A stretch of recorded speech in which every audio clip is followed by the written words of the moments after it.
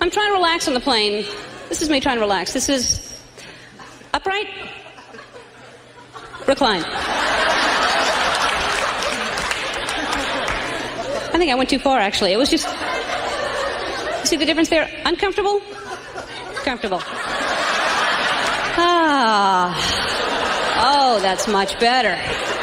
Now I can sleep.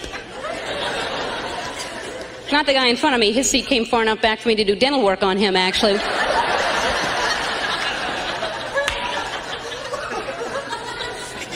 Which was good. He had a nasty molar that needed to come out and put up quite a fight. So that's all I had. I was back like that, and the flight attendant comes up to me towards the end of the flight and says, "You're going to have to put your seat in the upright position for landing."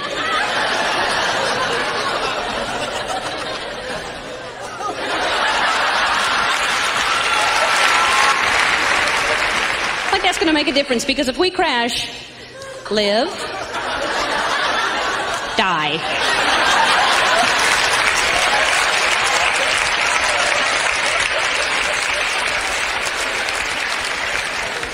Like they're going to be surveying the crash site. Oh, gee, that's a shame. Her seat was reclined. When will they learn? What was that, 30,000 feet? She could have made that. If only she'd been upright. You know it and I know it. I'm just scared of... I have to make jokes about it because I get on a plane sometimes 3-4 times a week. I mean, and it's scary. I'm scared of flying. I don't know if... Are you scared of flying? See? The scary thing... First of all, I don't think we have to go that high. That is not necessary to be that high in the air. I think they're showing off, those pilots. I think we could just go really, really fast, just a few feet off the ground. Just high enough to miss animals. The turbulence, I think, scares everybody, but the turbulence is a fear that we create. We put that in ourselves because we always imagine it to be more than it is. You know, but if you look at it like you go to an amusement park, you pay for that fear. You know, you pay for that scariness. So do what I do. As soon as you start to feel the turbulence, you just go, ah!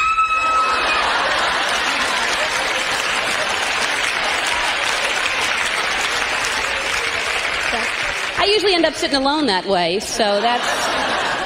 You can just stretch out.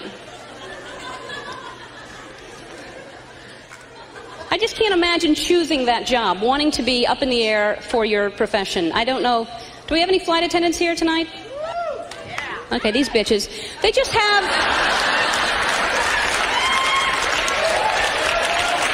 You and I hate them. Unless you know one, they're lovely, but the rest of them are just... They just have this attitude, you know, and they can afford to have the attitude because they have the power, they have the peanuts. They have these 6 peanuts that we need that... It's 6 peanuts. Somebody could offer that to you on the street. I don't want that shit. Get that away from me, 6 peanuts. On the plane. I didn't get my peanuts. Oh, thank you.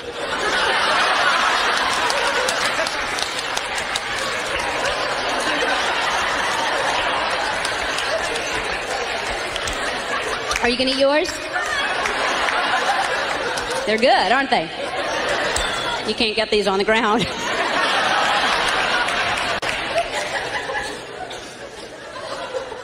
Six peanuts, that's what they choose to give us. They will give you a meal, of course, if you're on a flight that lasts long enough. They'll bring you food, which is disgusting.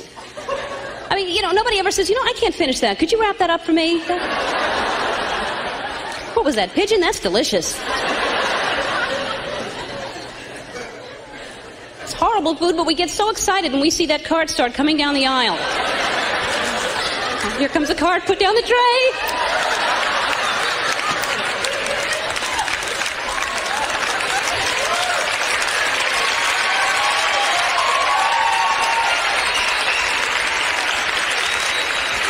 Oh, they're starting on the other side first. Hurry, hurry. They're going to get their bad food first. Put down your tray.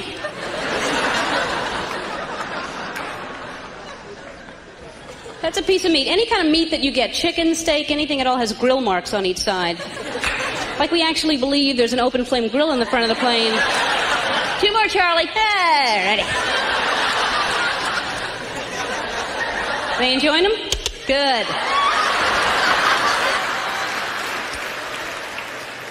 I'm always seated next to somebody that feels like just because we're seated next to each other, we should form some type of bond with each other. You know, these people. I think it's obvious I don't want to engage in conversation. I'm wearing headphones. I'm reading a book, How to Overcome Your Hatred of Strangers on an Airplane. They're just right there. Where you going? Where you from? What do you do?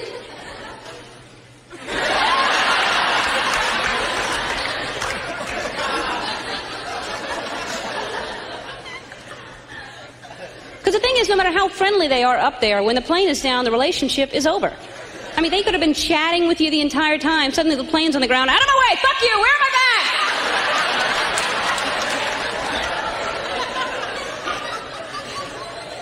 back? You were just telling me about your grandchildren. What happened, Gladys?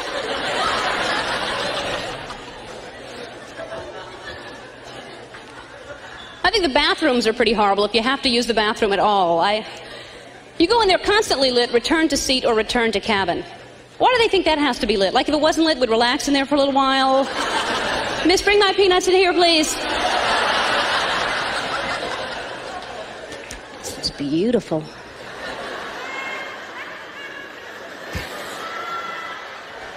I don't even want to go. I could be the only one to get up out of my seat to go to the bathroom. Nobody else gets up.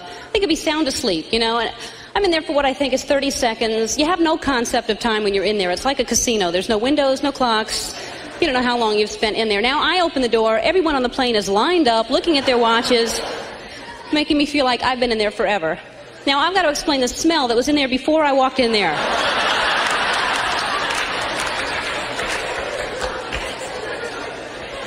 Has that happened? That is so unfair, isn't it? Because you just want to get out. You just want to leave. It wasn't you. You've held your breath, and now you open the door.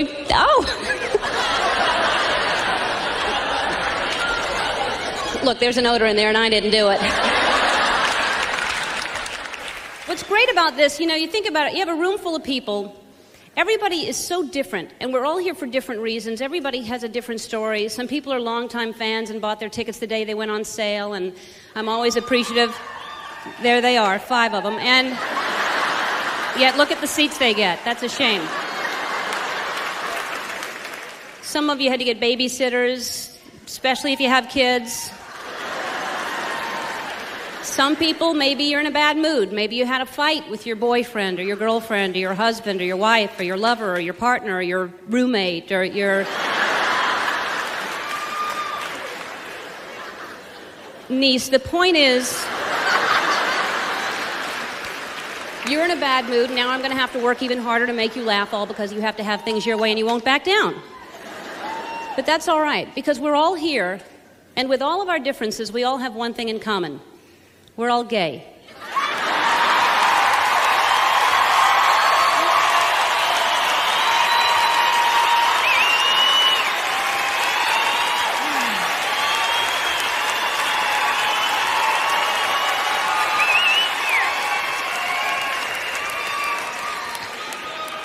Now there are people out there going, do they think we're gay because we're here? There should just be one crawl that goes around over and over again. Things are getting worse. That's all we need. You know? And the local news, man, they want you to watch every broadcast they've got, don't they? It's not good enough you're watching the one you're watching. They do these teases to get you to watch later on that are so incredibly cruel. It could be the most deadly thing in the world, and you may be having it for dinner. We'll tell you what it is tonight at 11.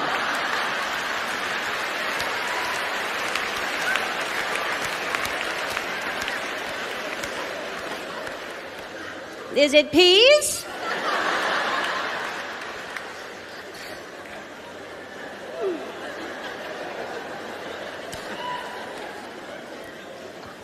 I feel sorry for the newscasters, you know? We can turn it off, but that's their job, and they have to read these stories, and they're just coming up on the teleprompter. They don't know what's coming up, and they've got to go through this range of emotion that there were no survivors. And next, which candy bar helps you lose weight? Still to come is an asteroid headed towards Earth. But first, where to find the cheesiest pizza in town? There is no silence. There's just constant noise all the time. And people are talking all the time, and even with all the talking, there's no communication. We're not, and even when we say, how are you, we don't mean how are you. We don't care. Just give us a fine or a good, a one-syllable answer, and move along. Yeah? And don't even say pretty good. That's a follow-up question. Pretty good. Something happened? I don't have time. But even if you're on a phone, at home, you're going to be interrupted by something, by call waiting, usually, which was invented as a convenience, but it's really turned into a mini People's Choice Awards, hasn't it? And you find out right away who wins or loses. You're having a pleasant conversation with what you think is a good friend. You hear the click. They tell you to hold on. You're confident they're going to come back to you. And then they come back and they say, I've got to take this other call. You know what that means? They just said to the other person, let me get rid of this other call.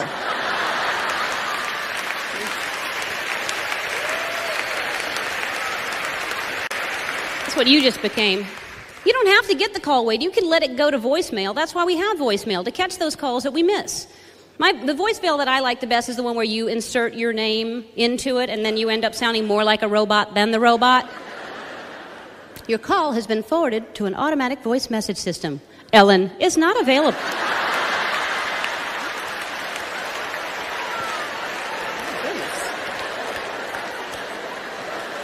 Is that how I say my name? We're lazy. We have buttons doing everything for it. There's no physical activity attached to anything anymore. Even the garage door opener. We used to have to get out of the car and open up the garage door. Now there's a button you push, And the car window. This became too much. I don't want to churn butter. I just want fresh air.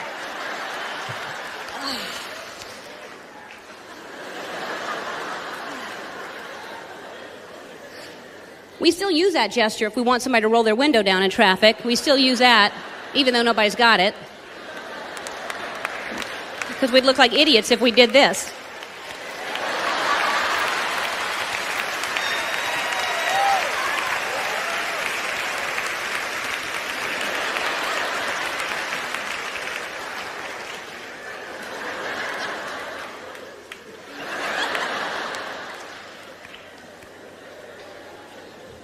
We're lazy.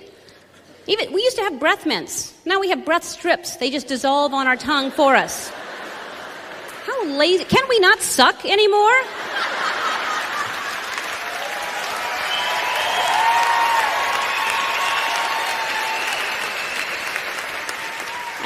Put it on. I'm tired. I had a hard day.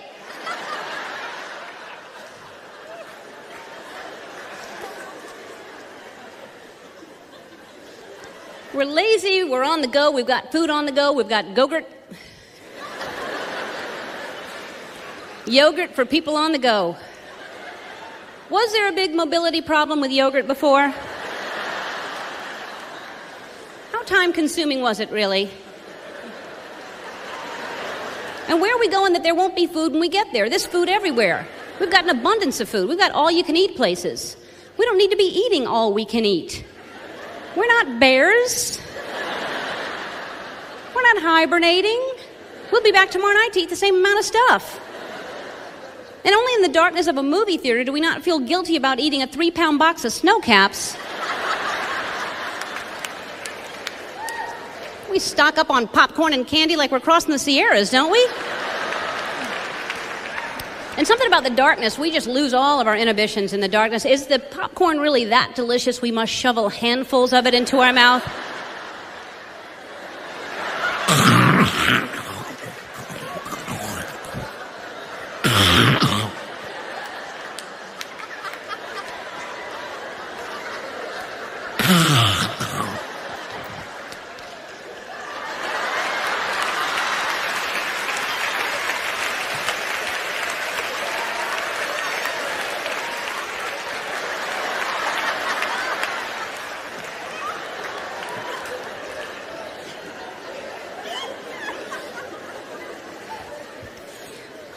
Then you have these people in the movie theater that talk the whole time during the movie.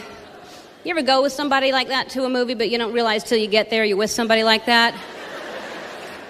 Brand new movie, first day it's opened, you're there together, and the entire time they're sitting there. Where's she going?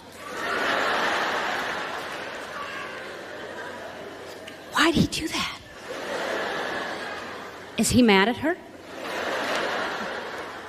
I don't know. Let's watch and find out together, shall we? You know who you are. You're denying it right now. I do not do that. Why is she saying that? What's she going to say next?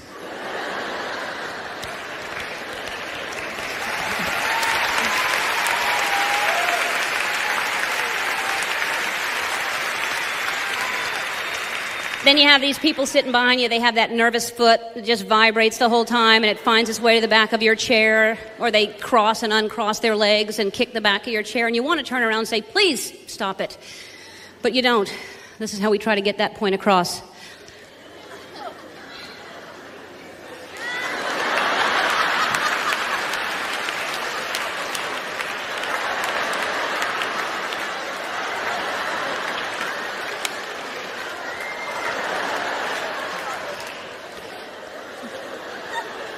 Don't they know the international signal for that's irritating? Or you have these people, if you have the rocking chair seats, they need to use your seat back as leverage to get up out of their seat behind you. You just go flying back for a second there.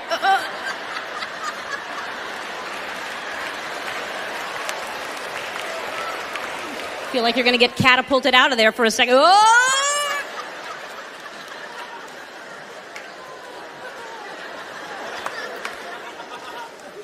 No acknowledgement, no I'm sorry, no nothing. They're just walking away with chunks of your weave in their hand.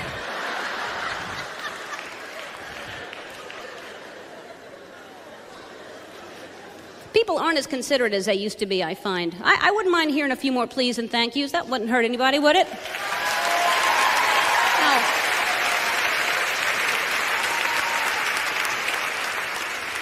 You ever hold the door open for somebody and they just waltz right through there? No eye contact, no thank you, no nothing. You're just standing there. Well, you're welcome, Your Majesty. Sorry I didn't sprinkle rose petals for you. But then you just meant to hold it for that one person. Suddenly it's like a clown car let out. You're just standing there, 3 and 4 a second are streaming through. Nobody will take it from you. You ever been running for an elevator and there's somebody in there and they see you running and they just stand there, just...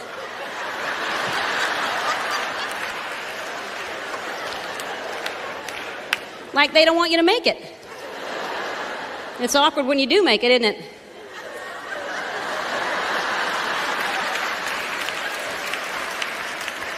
You didn't think I'd make it, did you? Well, I did. If somebody's running for the elevator, I'm going to try to hold the door. I'm going to stick my arm out until it's too risky. I'm not going to do it when it's risky, but... And then sometimes if it's an elevator you haven't been in, you can't find the panel of the hieroglyphics of arrows of which one to push. But I'm going to let them know, as the doors are closing, I did all I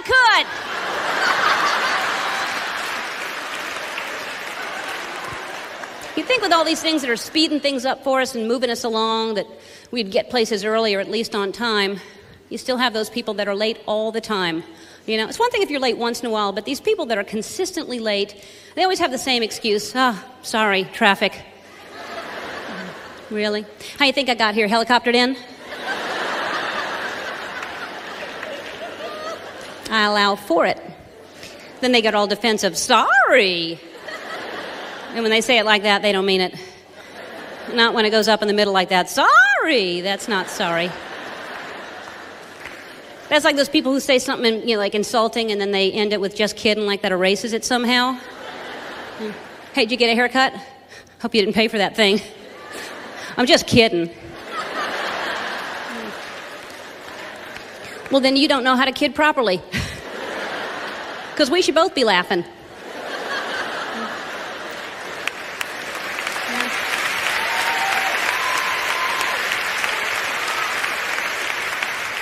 I find a lot of people don't know how to kid properly. People don't understand the definition of kidding, you know? Like you tell somebody something sad, that my dog of 17 years just died. You're kidding. No. As funny as that is, I'm not.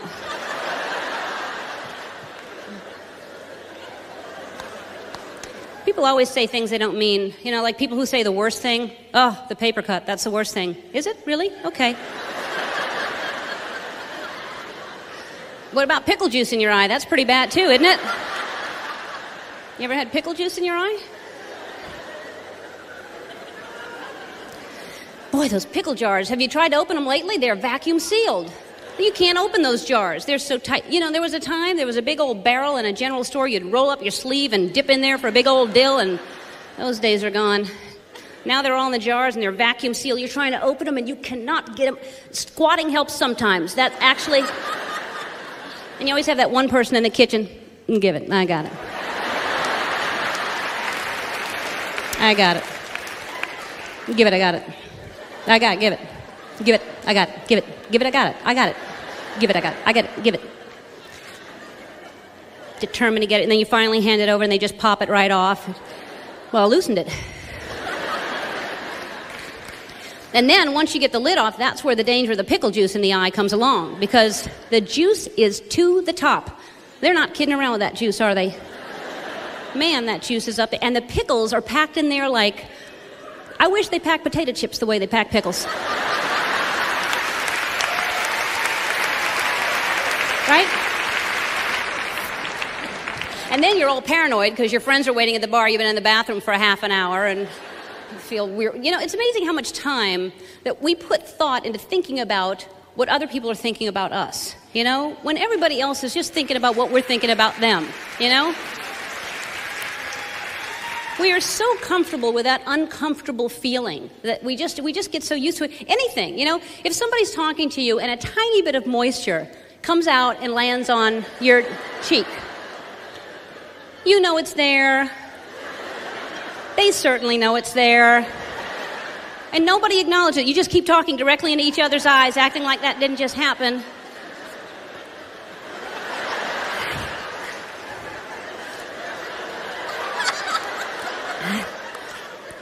Waiting for them to glance away just for a second so you can do that.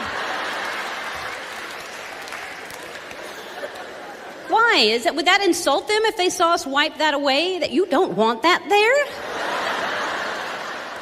Why would you wipe my spittle away?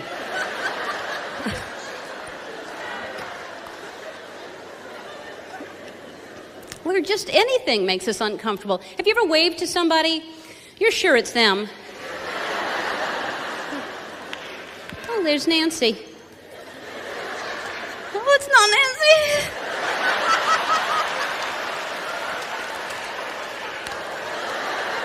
Weird stuff happening inside.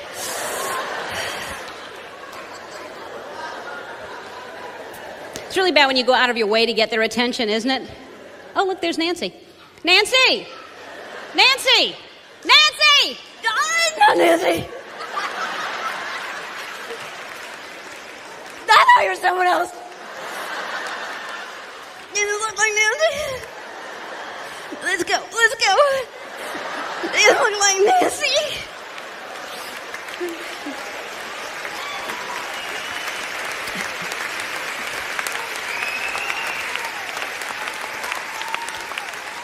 Or if somebody's waving to you and you know you don't know them, but you wave back anyway.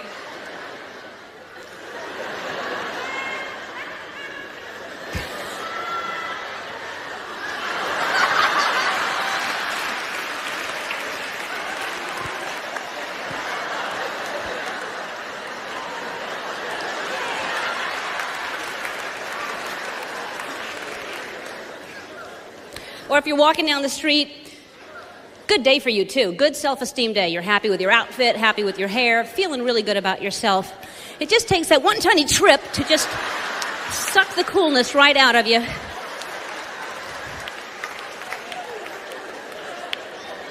Can't let that happen. As soon as that happens, we have to look back right away. Pebble. Careful for the pebble. I just tripped and it's right there. Someone should put some orange cones. There's a pebble up ahead. Or we go into denial. We go into that, oh, it's just going to start running anyway. I didn't trip. It's just going to run. Yeah. I'm running, and I'm done. That's all I needed. Stopped to tie my shoe a block ago, and I'm back on schedule with that little jog. Like we're fooling people across the way. Oh, she tripped? No, she was running. I thought she tripped, but she's running. It could be as big as that. It could be as small as you're with somebody and they're singing a song that you love, and they sing lyrics you've never sung before. Suddenly you realize you've been singing the wrong words all along. You're like, does he have it? That's what they're singing right there. Does he have it? You're thinking to yourself, why have I been singing Monkey Hatchet?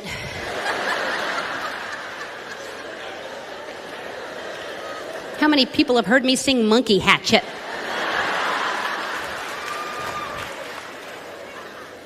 We all have songs you don't know the words to, you know? Some songs you don't even bother trying to learn the words because you assume nobody knows them.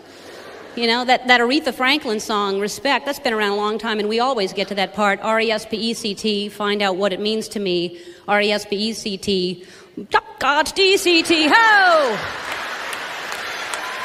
Suck it to me, suck it to me, suck it to me. I don't know. Certain songs, it's weird that songs are hits and then songs aren't hits, like that. Respect, that's a song that you, of course, you'd hear that and go, that's going to be a smash hit because it's about respect, and who doesn't want to sing along to that? But certain songs, you know, that Peter, Paul, and Mary song, If I Had a Hammer, that was a huge hit. I don't know why. I think that song was written for people who don't have hammers. Because before I had a hammer, I probably thought to myself, if I had a hammer, I would hammer in the morning. I'd hammer in the evening. I'd hammer all over this land if I had a hammer. Once you get a hammer, you find you don't hammer as much as you think you would. Do we still need directions on the back of a shampoo bottle?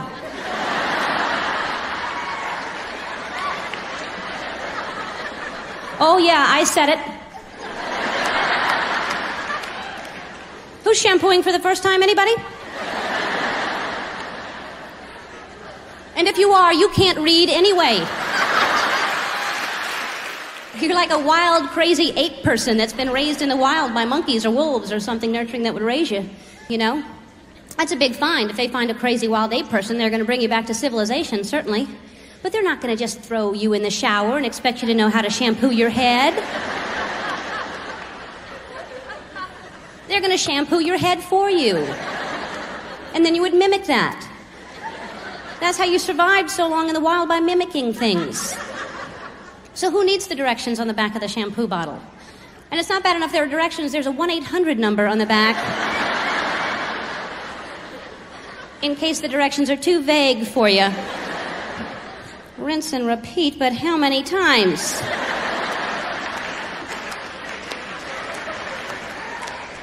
To me, the only thing more pathetic than calling the 1-800 number is working at the 1-800 number.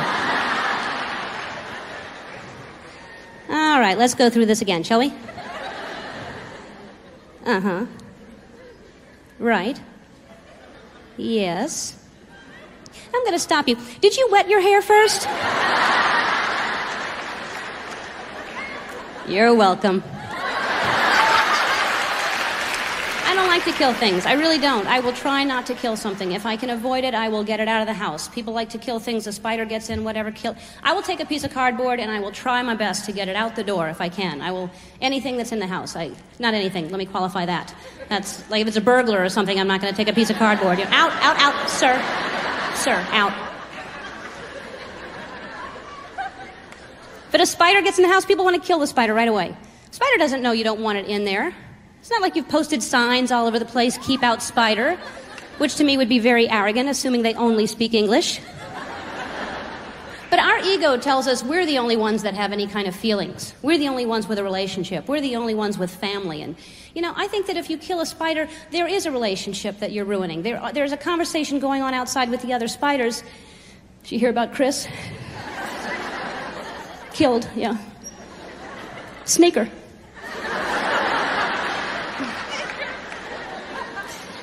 And now Stephanie has 900 babies to raise all alone.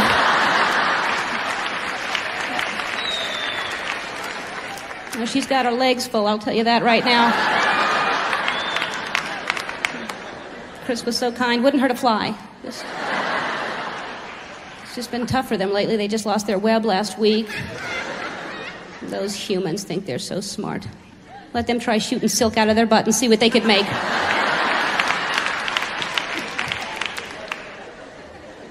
It's true. I mean, if you look at a spider web, that is magnificent to me. Look at a spider web and see what they can do. Look at a bird's nest and see what that is. That's just, at least nature uses every single thing they've got. We don't.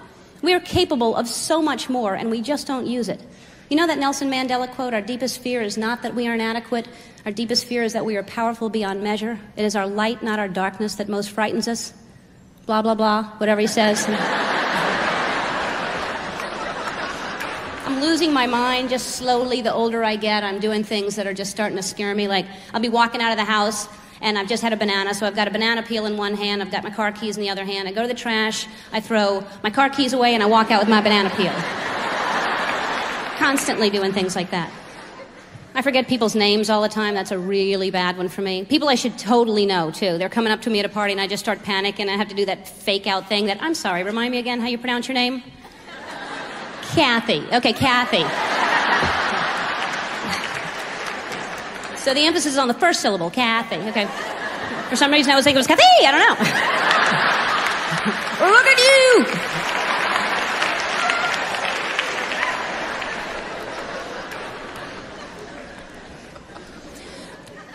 I have a hard time staying focused for long periods of time. I try, I really try, I do. Somebody's talking to me, and I'm there as long as I can possibly hold on, and then I just drift off.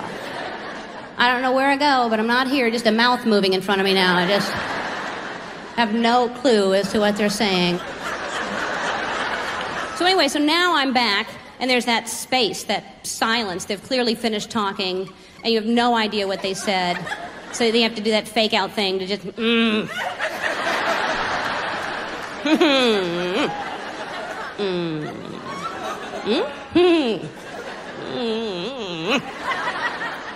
That's not good enough. They're still just kind of staring at you. Do what I do. If I can help you out, I'm pleased to do it, because I know it's an awkward situation for all of us. I always say something about Gloria Estefan.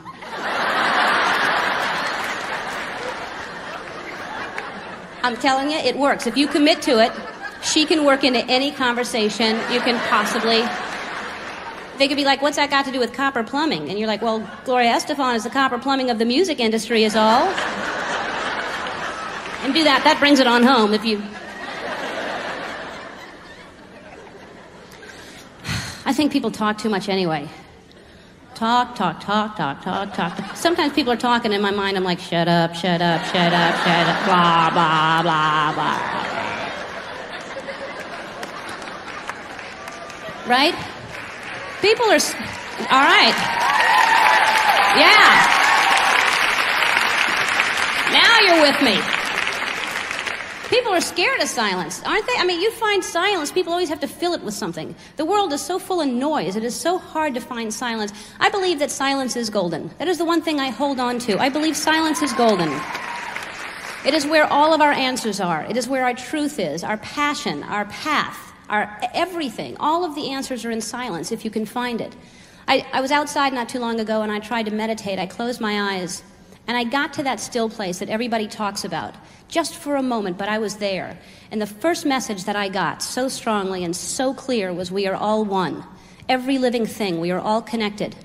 And the next thing I felt was this little tiny thing in the palm of my hand, and I open my eye and I see that there's this little mosquito in the palm of my hand, this little prehistoric looking creature, this strange bug, and I'm thinking about what I just thought, and I look at this thing, and then I just killed it. And back to the loving place, and I'm walking, and I see my car, and I see a meter maid standing at my car writing a ticket, and I'm like, oh, please, wait, stop, please don't write the ticket, I'm here. And she's like, oh, I'm sorry, but you're parked illegally in front of a fire hydrant. And I'm like, oh, illegally in front of a fire hydrant, you know. And she's like, please stop talking to me that way. And I'm like, what way, you know. It was fun. And so I said, please be compassionate. Don't give me the ticket. I'm here. And she said, oh, I'm sorry. I've already started writing. I can't stop. Oh, that's how it works. You've already started writing, so you can't stop? Okay. Well, I would like to not hit you, but my fist is already in the air, okay? And back to the loving place. And so I get in my car, and I lit up a cigarette and prayed to where I would be led. And I heard drive, and it was her. I'm like, all right, you know? And so... So start driving, and it's so hard to drive and be compassionate and loving, because the way people drive is just enough to... I'm telling you, I was behind somebody. They were going so slow, I could have gotten out of my car and walked around and going, sorry to have to pass you, but you're going a little too slow. You know. Anyway, so I went to go around them to give them that I hate you look. How else are they going to learn? Right? It's hard to find the silence, isn't it? It's just hard. Even when it's silent, it's not silent. Even at night when you're trying to go to sleep, it's just quiet.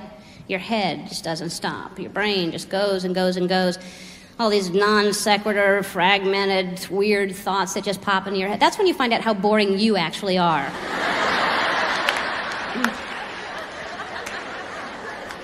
Oh, I think I left money in my pants.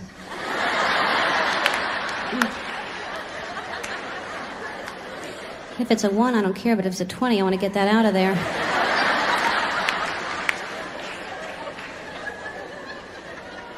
It's fun to find money, though. That's fun. You're not really finding money, it's your money.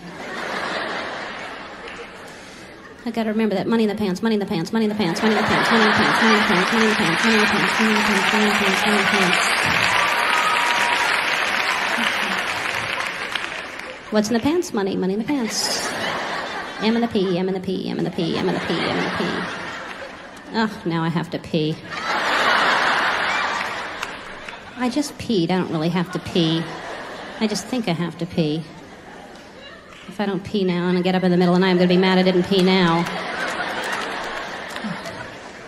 If I get up to pee, I should check for the money in the pants. No, then I'm going to wake up too much. I'm just going to keep my eyes closed and pee with my eyes closed. Get back in bed. That's when the weird images start. That's the next phase. Just these images, just a giant olive. What? Cloris Leachman's face. How come?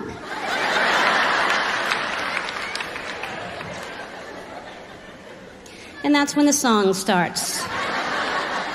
And you cannot stop the song for anything. The more you try to stop the song, the more the song goes over and over and over again in your head. Just, oh, don't, please, just, by Menon. Stop it, please, stop. By Menon. Stop it, please, shut up. Shut up. And then you hear, shut up. Who's talking? And that's when you realize that it's your inner child just playing with you, just talking back and forth to you. Because you don't play with your inner child anymore, so your inner child's wide awake and just wants to play. And here you are negotiating with your inner child at night. Please, I have a very busy day tomorrow. Oh, please, I have a very busy day. Bye, Menon, stop it.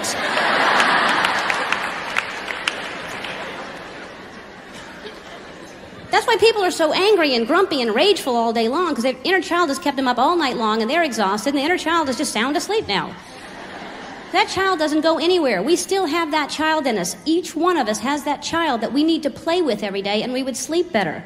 I don't know what happens, but somewhere along the way, we just get so jaded and we lose that joy and that bliss. When you look in a child's eyes, they're happy with just about every single thing. They're so simple. Just watching them learn how to walk. Their eyes are just, they can't believe they're walking. They're so excited that they're walking, and just that's so happy for them. And then we get older and we're just, I gotta walk.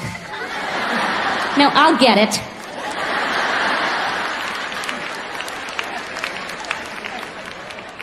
We lose that sense of play that we should all just, I don't know, why do we stop playing games, you know? Just play. Just go up to a total stranger tomorrow on the street. Just go up to him and just touch him and go, you're it, and just run away. Very interesting. We have this huge debate going on right now about same-sex marriage. There are people who are against it, there are people who are for it, and the people who are against it, some people say marriage is a union between a man and a woman, and it's always been that way, and it should always remain that way. If we change it and it's between two people of the same sex, then what's next? Someone could marry an animal. That's where they go to right away. These people scare me, and they think we're weird.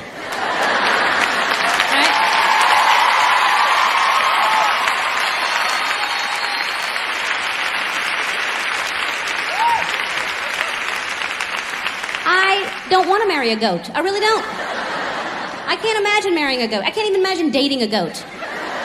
Getting to the point that you're that serious to make that kind of commitment. That clear you'd live together for a little while to figure it out and see if you're compatible, but I'm just picturing the apartment with you and the goat. Just photographs all over the place. You and the goat on the beach running, holding hands. I don't know, if you don't like something, say you don't like it. Say you disapprove of it. Say it's your opinion that you don't like it or it's wrong. Everyone's got a right to their opinion. I fully believe that. But when people bring God into it and say, God says this, God wants this, God believes that, I don't know how you do that. I don't know how you speak for someone else, because until you're sitting with someone and hear it for yourself with your own ears out of someone else's mouth, it's hard to speak for someone else. That's what I believe.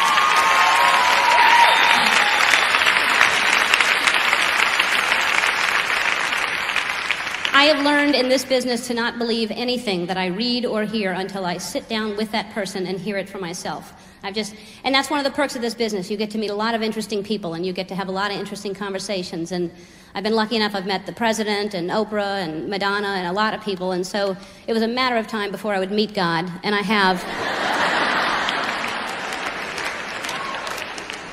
What a day that was. I will tell you something. This was magical for me, because I was invited over to God's house one afternoon for fondue and Chablis. So I'm sitting there and I'm waiting, and I started thinking, I wonder what he's dressed like. I wonder if he wears that robe all the time, you know? Because I feel like that about the Pope. Like, once in a while, don't you think he throws on a pair of shorts and a tank? Chilling out, you know? And then I started thinking, I wonder if I'm dressed appropriately to meet God. I don't know how you're supposed to dress. And then I realized God'd see me naked, so I just took my clothes off. And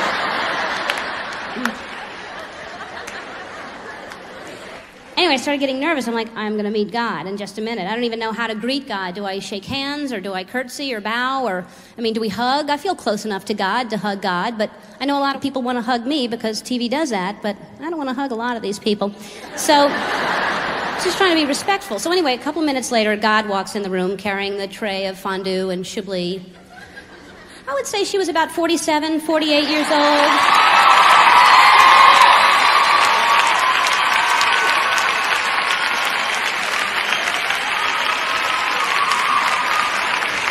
Just beautiful, beautiful black woman.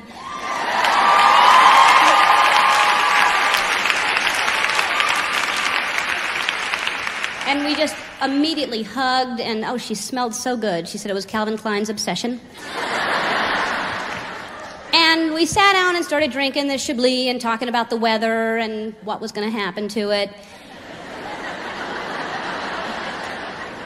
And I was asking just different questions, a bunch of questions I was just curious about. I said, what's the hardest thing about being God? And she said, trusting people. You never know if people really like you or if it's just because you're God. And people always want something from you. They want money, and then they want more money. That's what they ask for a lot. Nobody ever thanks her anymore. Only people who thank her are boxers and rappers. Yeah.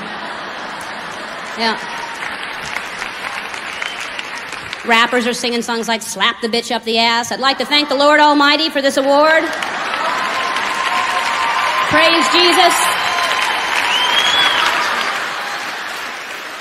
I was leaving. I was walking out the door, and I turned around and I said, God, I have to say I'm sorry.